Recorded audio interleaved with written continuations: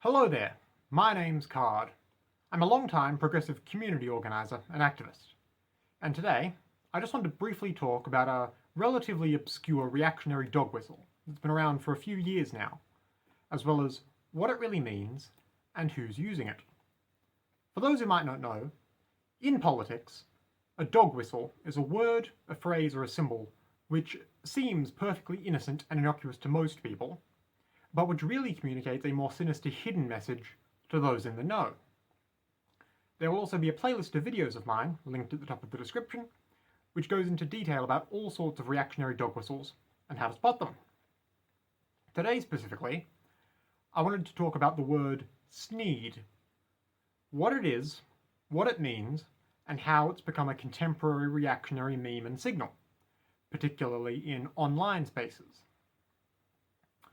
As a bit of background, in the 5th episode of the 11th season of the US animated series The Simpsons, there is a brief and once obscure, slightly vulgar background sight gag involving a sign on a farm supply store called Sneed's Feed and Seed.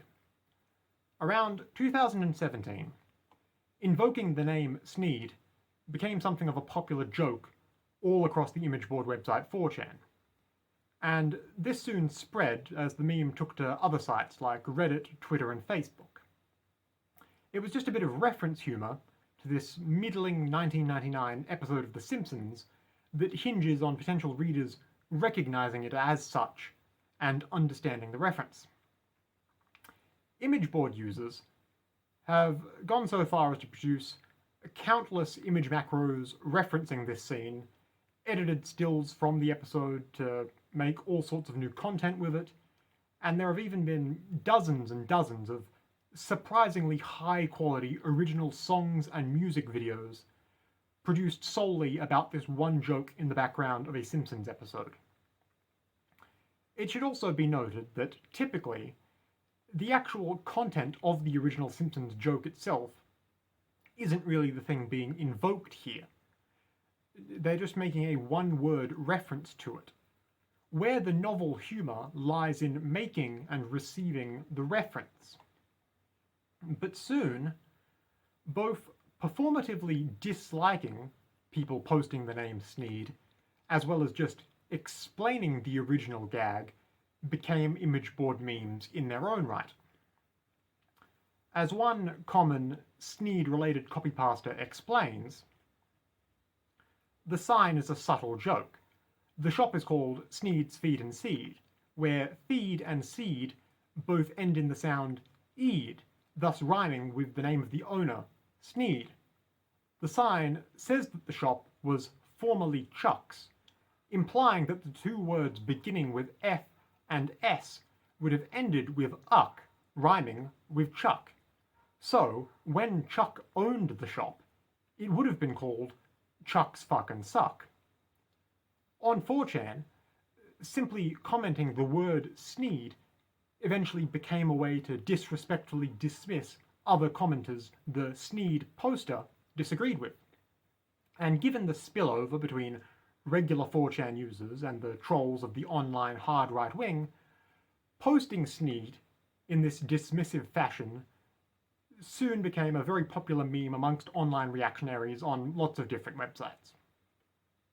Now, commenting just the name Sneed was being used as a thought-terminating cliché, or a short, simple stock phrase or word meant to stifle real discussion and any critical thinking.